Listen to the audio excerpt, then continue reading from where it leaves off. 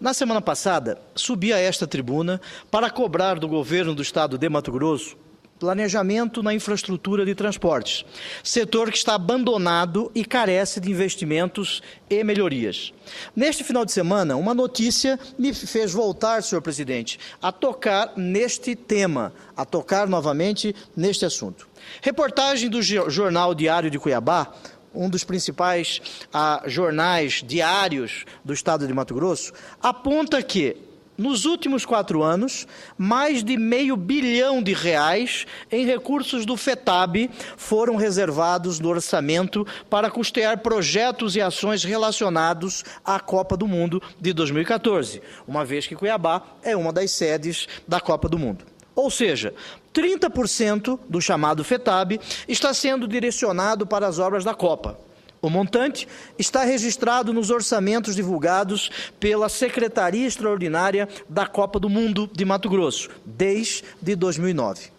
O FETAB, senhores senadores, é um fundo destinado a financiar o planejamento, a execução, o acompanhamento e avaliação de obras e serviços de transportes e habitação em todo o território mato-grossense. Ele é arrecadado sobre operações internas, envolvendo soja, gado em pé, algodão, madeira e óleo diesel. Seria muito bonito se o montante arrecadado fosse devidamente aplicado. A falta de transparência já levou produtores liderados pela Federação da Agricultura e Pecuária de Mato Grosso a ameaçarem entrar na justiça contra o governo. E por que, senhora presidente, eu acredito que os produtores estão cobertos de razão ao cobrar transparência? O levantamento feito pelo Jornal Diário de Cuiabá aponta que a fatia do fundo reservada aos preparativos de Cuiabá e Várzea Grande para a Copa do Mundo somam R$529 milhões. 529 milhões de reais. No período, a arrecadação do fundo cresceu 40%, de 486 milhões para 687 milhões. Mas a parcela destinada à infraestrutura rodoviária seguiu ritmo bem distinto. O orçamento anual repassado do FETAB para a Secretaria Estadual de Transportes, a antiga Sinfra, cresceu apenas 3,4% em 2012 em relação ao total de 2009. Já em relação à Secopa, a parcela reservada cresceu 18%. Mas o que me faz questionar o governo sobre as informações desta reportagem que eu fiz referência, senhora presidente? Nos últimos dias, tenho recebido dezenas de manifestações na rua, através de visitas ao escritório que nós possuímos no Estado, nas páginas das redes sociais. São pessoas indignadas com os valores aplicados em Cuiabá e Várzea Grande para as obras da Copa. Mas nem tudo são flores, senhores senadores. O cidadão de Confresa, Ribeirãozinho, Alto Araguaia, Barra do Garças e Araguaína, que sofre hoje com buracos, atoleiros, caminhões tombados, pontes em péssimas condições de conservação ou debaixo de água, devem pensar: a região metropolitana de Cuiabá deve estar até doce. Até doce, senhora presidente, é uma expressão da cultura cuiabana, até doce. E as obras devem estar de goreste, como se diz em Cuiabá. Como diriam meus conterrâneos cuiabanos. Mas não, está muito amargo, senhora presidente.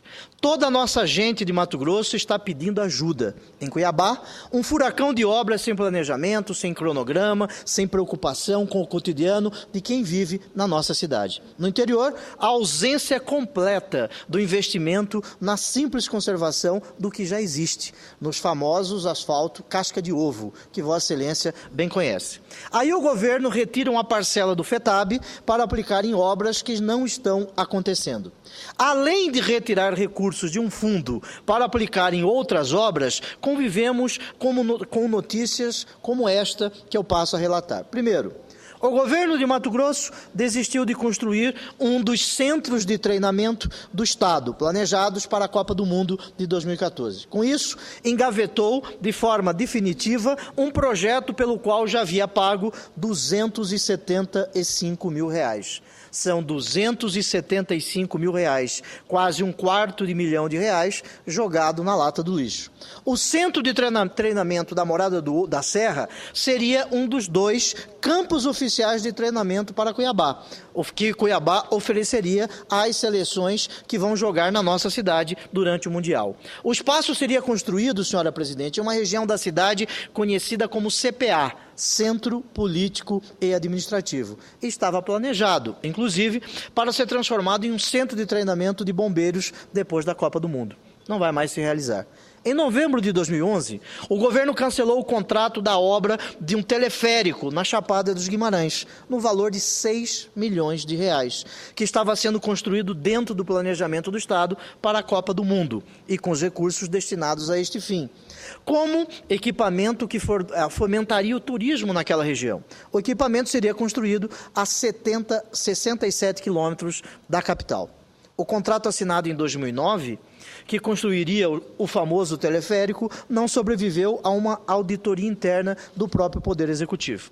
A empresa, porém, já havia recebido R$600 mil do governo de Mato Grosso e não irá devolvê-lo aos cofres públicos, ao que parece.